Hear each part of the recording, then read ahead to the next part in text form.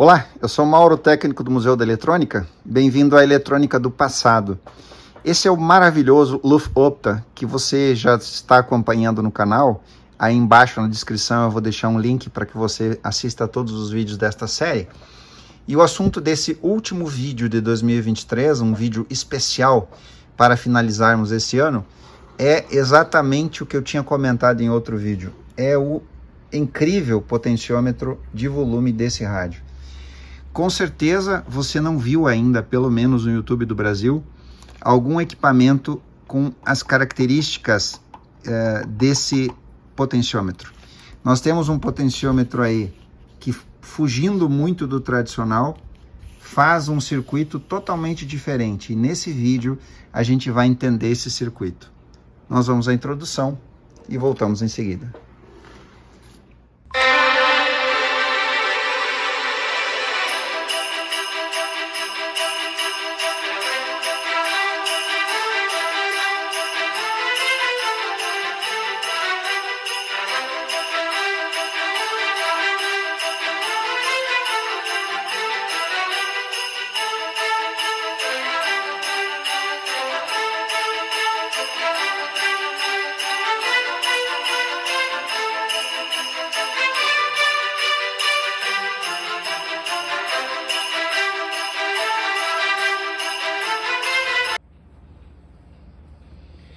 Esse é o circuito de saída de áudio desse rádio. Até aí tudo bem, fora o fato de ele ter características bastante peculiares, mas que nós vamos falar em outros vídeos, com um par de L84 para entregar os graves para os woofers e uma PCL 81 para fazer aqui a pré-amplificação e também uma saída de áudio de menor potência para os médio agudos.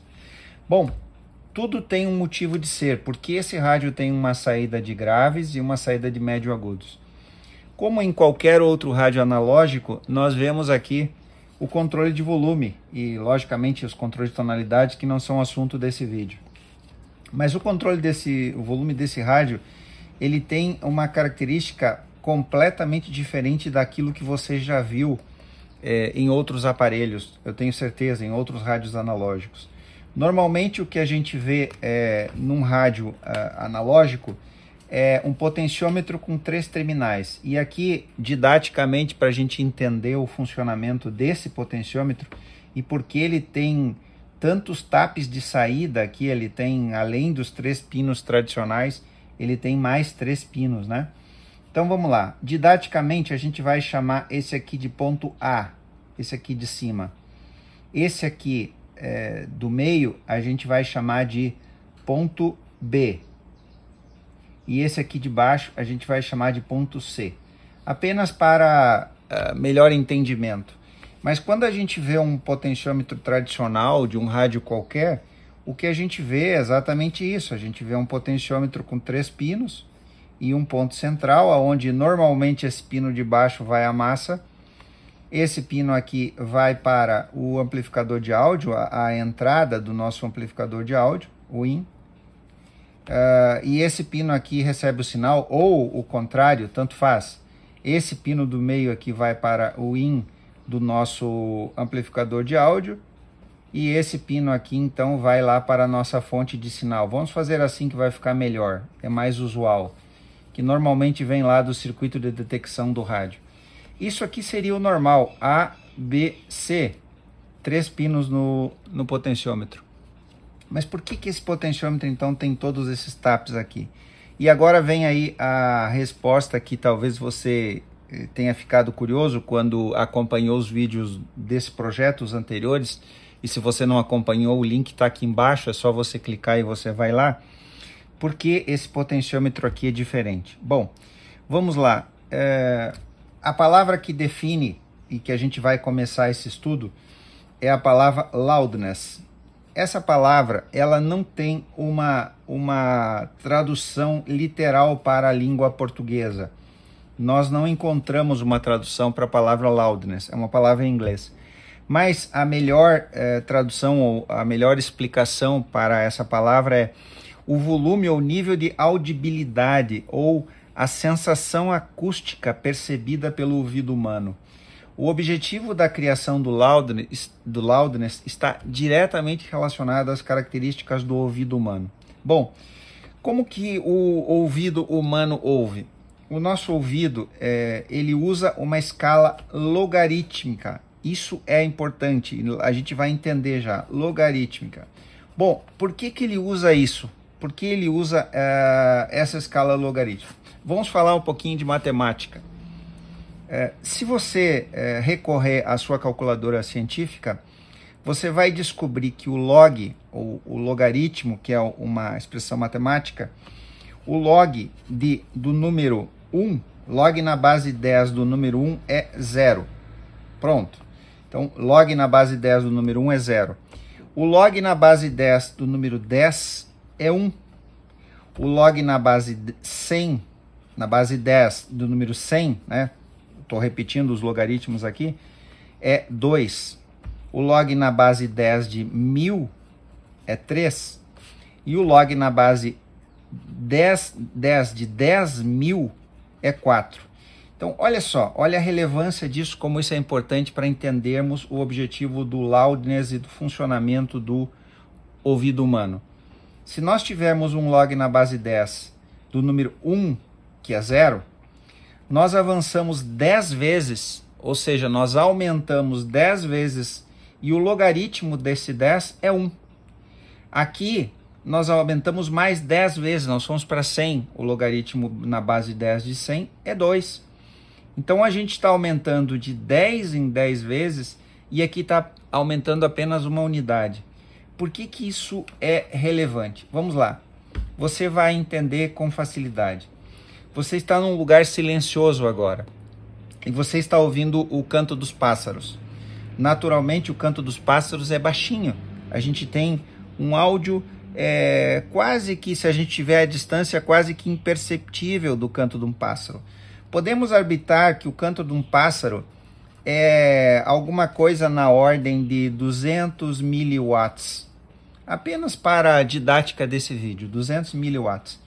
E de repente alguma coisa acontece agora na virada, no momento que eu estou gravando esse vídeo é o dia 31 de dezembro de 2023, daqui a pouco nós teremos a virada do ano novo. Este é um vídeo especial do ano de 2023, eu não falei antes, é um vídeo comemorativo de tudo aquilo que aconteceu de bom em 2023. Bom, em 2024 nós teremos mais vídeos comemorativos. Mas agora a gente está ouvindo o canto de um pássaro de 200 miliwatts. Imagine que por algum motivo alguém estoura ao seu lado um foguete. E quantos watts tem um foguete? Bom, isso tá alguma coisa na casa de centenas de watts, se não milhares até. Ou qualquer outro barulho, um barulho de um avião a jato passando, que é supersônico. Imagine o que acontece dentro do tímpano humano se você está ouvindo um pássaro cantando na ordem de 200 miliwatts e de repente estoura um foguete de virada do ano. Como o nosso ouvido usa a escala logarítmica, então o que acontece? Se a gente está ouvindo um som baixinho, log na base 10 de 10 é o número 1. Então vamos supor que, didaticamente, isso não é a realidade, eu não sei qual é a base logarítmica que o ouvido humano usa, isso é assunto para os especialistas.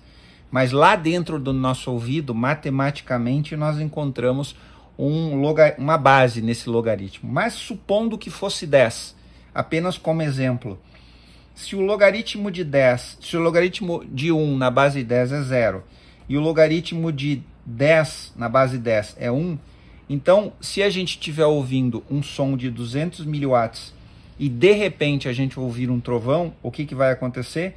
Não vai, dentro do nosso ouvido, isso não vai ser percebido 10 vezes, com 10 vezes mais potência, supondo que aqui nós tivéssemos alguma coisa, eu vou botar 2 watts aqui, mas é muito mais que isso um foguete, é muito mais que isso, apenas didaticamente. Então dentro do nosso ouvido, a gente não percebe um aumento sonoro de 10 vezes, pelo contrário, usando a base logarítmica, o logaritmo, com a base desconhecida, porque é a base do ouvido humano.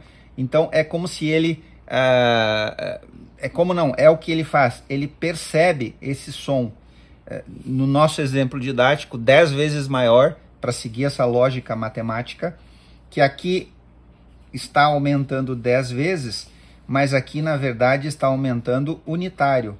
A cada pulo de 10 vezes está aumentando apenas uma unidade dentro do nosso ouvido. Mas o que aconteceria se o nosso ouvido fosse linear? Linear. Bom, vamos lá. Vamos usar um exemplo clássico. Se nós pegássemos a expressão matemática mais básica, mais trivial, a função identidade, ela vai nos ajudar a entender melhor agora. A função identidade nos diz que y é igual a x. Y é igual a x. Qualquer número que nós aplicarmos a x vai ter o seu contradomínio em y. Igual em y. Então, se o nosso ouvido ouvisse de forma linear e nós tivéssemos aqui um som de 200 watts, nós teríamos aqui também, do mesmo jeito, 200 watts. E o que aconteceria então? Isso explodiria os nossos tímpanos. Se o nosso ouvido fosse linear e nós estivéssemos ouvindo o som de um pássaro à distância, aquele pio bem fininho, aquele som agradável ao ouvido humano, e de repente alguém estourasse um foguete do nosso lado, o nosso tímpano iria explodir, iria estourar, iria furar. Então, quando nós olhamos para um potenciômetro de áudio, e se você não fez ainda essa experiência, eu recomendo que você faça, se você é hobbyista ou técnico, você vai notar que o potenciômetro de áudio dos aparelhos, ele é sempre logaritmo, ele é log, sempre log, e hoje você entendeu por quê. Se você tirar esse potenciômetro logaritmo de um rádio analógico e colocar um potenciômetro linear, quando você aumentar o volume, ele estoura o volume. Você aumenta um pouquinho, o volume vai lá em cima. Enquanto que se ele for logaritmo, ele vai aumentando suavemente o nível do áudio. E então vai ficar agradável ao ouvido humano, porque é assim que o nosso ouvido funciona. Um outro exemplo prático que a gente pode dar para a justificativa de como a natureza ou como fomos criados ou nos desenvolvemos de forma inteligente, né? Usando essa escala logarítmica para o funcionamento da nossa audição, da audição humana, e não só da audição humana, qualquer criatura que tenha ouvidos, ele vai ouvir do mesmo jeito de forma logarítmica, também os animais. Imagine que agora você está próximo de uma caixa de som. Se o nosso ouvido fosse linear e essa caixa de som estivesse ali com áudio em torno ali de 500 miliwatts, até seria possível ficar próximo dessa caixa de som. Aqui tem uma música tocando aqui nessa caixa de som e está ali, esse áudio então é 500 miliwatts. Mas supondo que a gente aumentasse esse áudio para 1 watts, isso já ficava desconfortável, muito desconfortável. Se isso aumentasse para 5 watts, você já teria que sair de perto da caixa, teria que se afastar muito. E se você aumentasse isso para 10 watts, você teria que com certeza sair muito longe dessa caixa, porque esse áudio iria incomodar muito os seus ouvidos. Como o nosso ouvido é logaritmo, eu fui aumentando a potência do áudio dissipado emitido por essa caixa de som, mas o nosso ouvido, numa escala logarítmica da sua base, que nós não conhecemos qual a base, então ele vai percebendo esse som aqui, a cada aumento ele vai percebendo de forma unitária.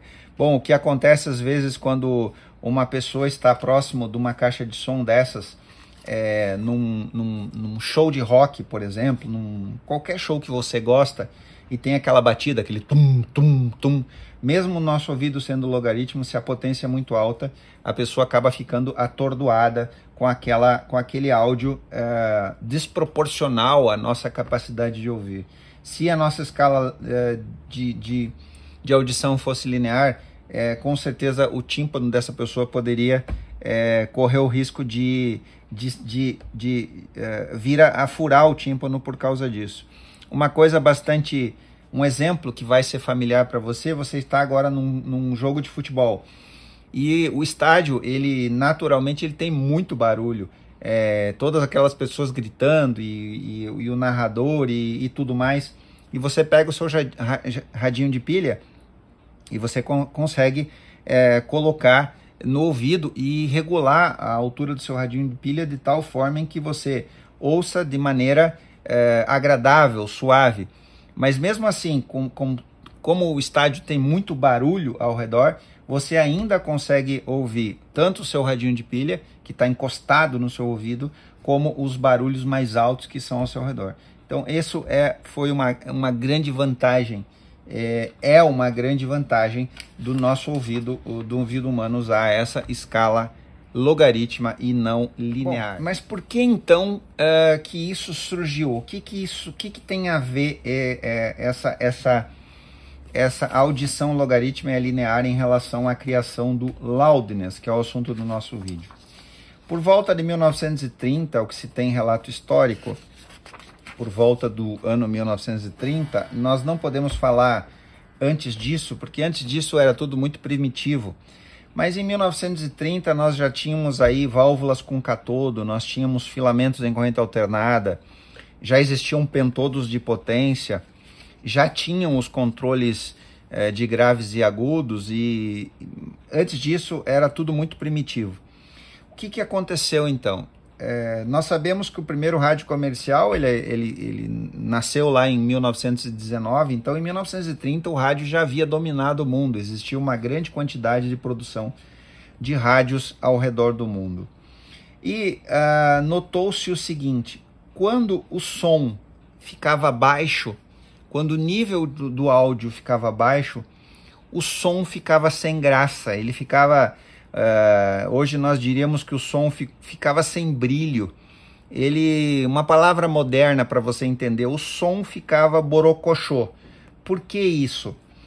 Porque quando a gente baixa o volume do áudio, por causa exatamente dessa escala logarítmica do nosso ouvido, nós deixamos de perceber os sons graves.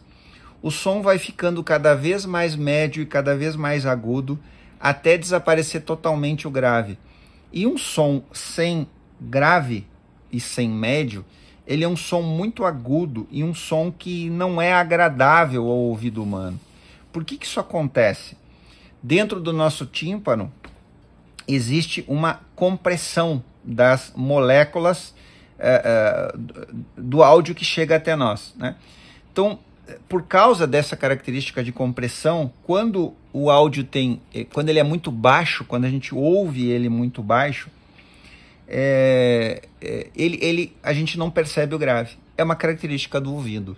Nós não temos como fazer, não tem solução para isso. Se você disser assim, não, mas eu vou investir num maravilhoso amplificador de alta fidelidade, mesmo assim, se não houvesse o loudness, nós teríamos essa deficiência do ouvido humano de não perceber os graves. E vale lembrar que nós estamos numa época, em 1930, em que a música ela era essencialmente instrumental. E as pessoas, os ouvintes de rádio, eles queriam ouvir com fidelidade esse som. Aquele som, imagine a pessoa está ouvindo num momento lá em 1930, ela está ouvindo a transmissão de uma ópera, ou de uma orquestra sinfônica, ou um som qualquer que ela gosta. E ela não consegue perceber o som com o brilho, com aquela realidade do som que ele tem lá, presencialmente lá, quando ele está lá naquele show, naquela apresentação da orquestra sinfônica. E aí o que acontece? Os fabricantes de rádio do mundo, eles começaram a pensar o que a gente vai fazer para resolver isso, né? Imagine, a pessoa não tem limitação financeira, ela vai lá e compra um rádio maravilhoso, um RCA Victor, um rádio de ponta que custava bastante caro, e mesmo esse rádio, ele não tem aquele realismo do áudio em que a pessoa deseja. Então finalmente se criou os controles de graves e agudos. Bom, Os controles de graves e agudos melhoraram essa deficiência do ouvido humano, mas eles não resolveram o problema. Não importa o que você faça, se o som estiver baixo, mesmo que você reforce o ajuste de grave e diminua o ajuste de agudo, a percepção sonora do ouvido humano ainda não vai transmitir aquele realismo que nós precisamos. Imagine a situação, tente fazer uma viagem para 1930 e agora você está na sala da sua casa e você está escutando um jazz, um blues, uma música agradável aos ouvidos, uma música instrumental, mas você não consegue perceber as notas mais importantes, na verdade, do som, as notas graves, os sons que dão vida, que dão brilho para o áudio, né? Então, os projetistas finalmente concluíram, e aqui você vai notar que a gente está usando de propósito a expressão projetistas. A gente não falava de engenharia nessa época primitiva da história. Então, os projetistas então perceberam o que teriam que fazer. Eles teriam que mexer no controle de volume. Lógico, porque se é o controle de se é no volume baixo que o som está perdendo brilho, está perdendo aquela sensação de presença sonora, como você tivesse presente lá no anfiteatro onde está acontecendo aquele show. Então eles precisavam mexer exatamente no volume. Então eu quero crer, eu quero imaginar, eu não posso afirmar isso, que alguém teve a ideia, bom, mas e se eu colocasse um resistor lá em paralelo com o potenciômetro de volume para tentar compensar essa deficiência dos graves? Bom, um resistor é um elemento puramente resistivo. Então o que ele pode fazer? No máximo que ele pode fazer é diminuir a intensidade do som. É exatamente o que o potenciômetro faz. Se você olhar para o diagrama eletrônico, né, o diagrama de um potenciômetro, você tem um resistor variável.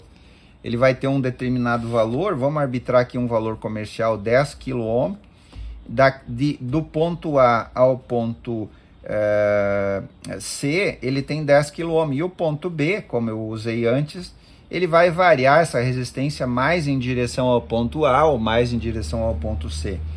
Então o elemento resistivo não se mostrou eficiente para devolver essa característica sonora que o baixo volume perdia.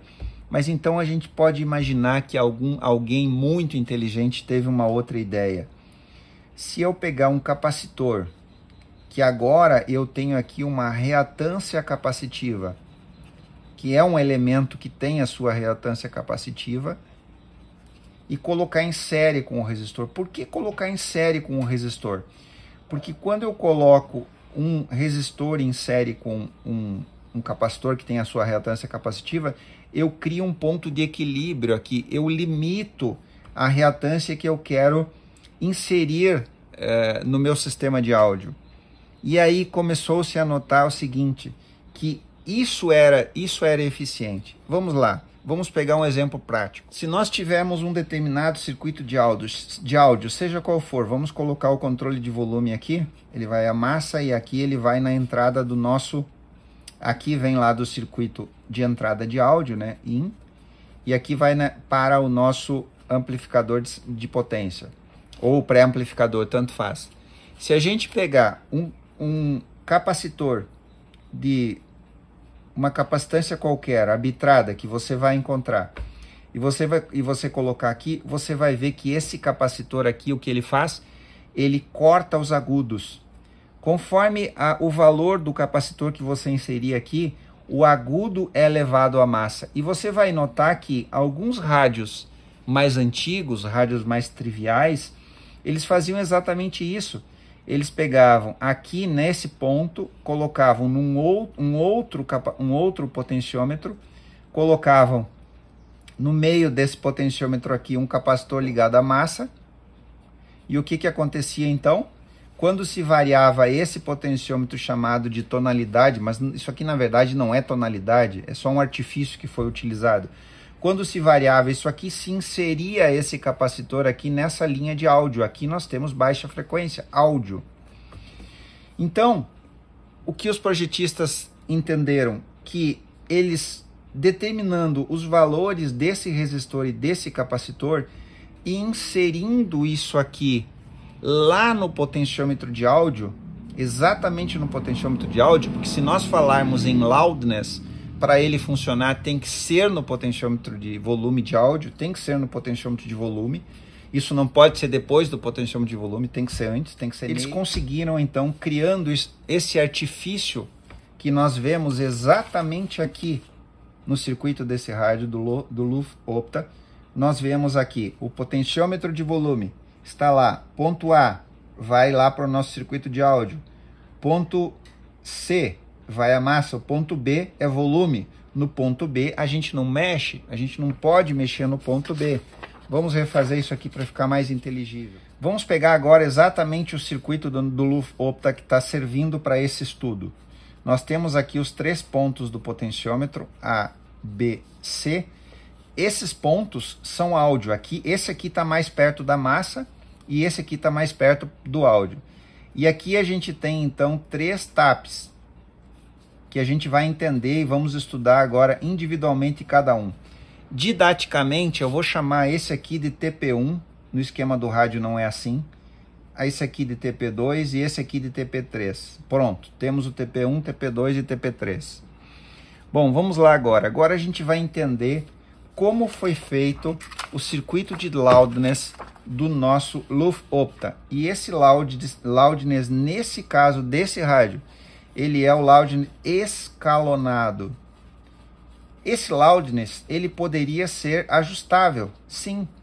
Nós poderíamos ter um circuito em que a gente teria um potenciômetro separado do potenciômetro de volume e ele teria um ajuste de loudness.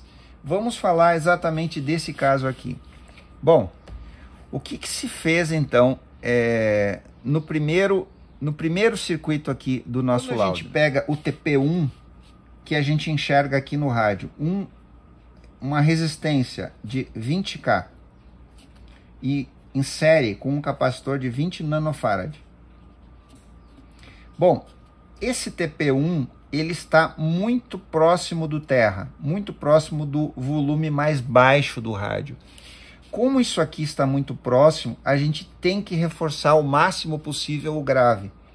E por isso, então, se chegou a esses valores de 20K e 20 nanofarad. Como que se chega a isso? Empiricamente, ou se chega a isso injetando um áudio específico na entrada do amplificador e com o osciloscópio se analisando as frequências que tem aqui. Bom, 20K e 20 nano vai fazer com que quando o potenciômetro de volume estiver baixo, os graves sejam muito reforçados. E é o que a gente conseguiu aqui nesse caso específico. Vamos ver o segundo tap agora. No segundo tap, e agora vai ser legal porque a gente vai conseguir ver a comparação com o primeiro, nós já vemos aqui um resistor de 50K e um capacitor de 10 nanofarad. O que aconteceu agora aqui? Dobrou-se a resistência que está, como a gente falou antes, essa resistência aqui serve para fazer uma equalização dessa reatância que a gente está, essa reatância capacitiva que a gente está injetando lá em cima do sinal de áudio. Então dobrou o valor do capacitor, do resistor, e diminuiu o valor do capacitor. É lógico. Por que eu tenho que diminuir o valor do capacitor? Porque aqui, mais ou menos sobre o meio do volume, eu já tenho a percepção normal dos graves. Então eu não preciso fazer uma equalização tão forte como eu faço aqui no nosso TAP 1. Por isso que proporcionalmente a gente vê o resistor aumentando, mais que dobrando de valor, e o capacitor diminuindo pela metade. Bom, agora a coisa começa a se complicar, mas começa a ficar mais legal, cada vez mais legal, mais complicado e mais legal. Agora, no terceiro TAP, o volume está lá no alto, ele está acima de 50%. A gente viu no início desse vídeo que por causa das características do ouvido humano, a gente tem dificuldade de ouvir os graves quando o volume está baixo. Por isso essa combinação do TAP 1 e do TAP 2. Mas agora o volume está lá em cima. Então o que eles fizeram aqui? Agora eles aumentaram várias vezes, olha só. Aqui o nosso resistor que antes era de 20K, ele vem para 200K, 10 vezes maior. E agora a gente tem um capacitor de 2 nanofarad. Notaram a relação? O resistor vai aumentando cada vez mais e o capacitor vai diminuindo cada vez mais. Porque agora a gente já tem aqui, acima de 50% do áudio, a gente já tem praticamente o áudio normal. Então a gente não precisa fazer toda essa correção que se faz no TAP 1. E além disso, eles colocaram mais uma coisa interessante aqui, que é confortável para o usuário. Eles colocaram uma chave, e essa chave é lá no painel do rádio, a gente já mostrou isso na apresentação desse rádio. E se a pessoa não quer o loudness, não tem problema, é só colocar o capacitor em curto. Quando você coloca o capacitor em curto, a gente tem uma resistência alta aqui, 200 kΩ, que é de um resistor, que é um elemento puramente resistivo. A nossa reatância capacitiva morre porque o capacitor foi colocado em curto, e aí a gente liga ou desliga o loudness, que nesse ponto é muito sutil. Aqui a gente tem uma correção de loudness extremamente sutil, aqui ela é máxima, aqui embaixo, aqui nós poderíamos dizer que ela é média, apenas isso não é científico, é apenas para didática, para ficar didático, para entender. E aí eles fizeram então essas correções. E além disso, e aqui vem uma coisa que a gente sempre fala em relação aos rádios europeus, eles ainda inseriram aqui algo que tecnicamente não seria necessário, mas eles fizeram. Eles fizeram aqui uma realimentação positiva com um resistor de 250 kΩ e um capacitor muito baixinho, 200 PF, para inserir agudos aqui. Então, você tem aqui uma correção muito sutil do grave e você tem uma realimentação positiva para fazer uma correção sutil do agudo. E com isso a gente consegue esse maravilhoso circuito de loudness desse equipamento clássico, que é, com certeza, o que existiu de melhor em características de áudio nesse período da história da eletrônica. Bom, vale ressaltar aqui, e agora terminando esse vídeo, nós só vimos isso graças aos esquemários que a gente estudou ao longo da vida da eletrônica. Nós só vimos isso em rádios alemães e em alguns rádios alemães, não em todos. Em rádios brasileiros, a gente viu apenas um exemplar, apenas um. Antes disso, vale a gente ressaltar essas marcas, que são um tributo à engenharia alemã. Você já me viu falando nesses vídeos do canal, falando outras vezes sobre a engenharia alemã, mas se nós falarmos de marcas como Grundig, e é bom que você guarde isso, Saba, Nordmann, eu estou escrevendo de propósito para que você grave isso, AEG, Telefunken, e logicamente esse Luftopta que você tem acompanhado aí os vídeos até agora, né? Esses rádios aqui usaram esses loudness progressivos que a gente vê no circuito desse Louvre. Principalmente, o que mais a gente tem que destacar, Grundig e Telefunken. Esses foram os que mais usaram esse tipo de recurso de loudness. Mas e o Brasil? Aonde que o Brasil fica? Eu às vezes penso que eu acabo exaltando tanto a engenharia de outros países como a alemã, a japonesa, que já falei algumas vezes no vídeo. No Brasil, o único equipamento, foi a Rádio Vitrola dominante da Telefunken. Esse equipamento, fabricado no Brasil, ele usou esse loudness progressivo aqui, de 3 taps, né? de 3 taps. Ele usava um potenciômetro semelhante a esse aqui. Ele tinha então os 3 pinos tradicionais, que eu chamei nesse vídeo de ABC, e ele tinha aqui os 3 taps, então, para fazer o loudness. Um potenciômetro fabricado na Alemanha, 1,3 mega ohms, logaritmo, logicamente, né, como a gente já aprendeu nesse vídeo. Mas e a Philips? A gente teria que falar, seria justiça falar de Philips, porque a Philips foi a empresa estrangeira que mais desenvolveu aparelhos no Brasil. Veja bem, nós estamos falando de valvulados, né? Em todo esse vídeo nós falamos sempre de valvulados, mas infelizmente a gente não tem notícia de nenhum equipamento Philips que tenha usado esse loudness progressivo que a gente vê nesse Radiolow Opta. Bom, eu espero que você tenha gostado desse vídeo, eu espero que tenha sido proveitoso. Eu tentei condensá-lo o máximo possível para que fosse inteligível, e agora você entendeu, finalmente você entendeu por que esse potenciômetro tão peculiar nesse Radiolow Opta. Agora você entendeu o que é loudness, agora você entendeu o que é loudness progressivo e a importância disso para o áudio e para a história do áudio analógico. Legal? Obrigado que você assistiu. Tenha um maravilhoso final de 2023, nessas últimas horas que termina o ano, e que em 2024 todos aqueles valores que foram perdidos até hoje sejam resgatados. Obrigado e até o ano que vem.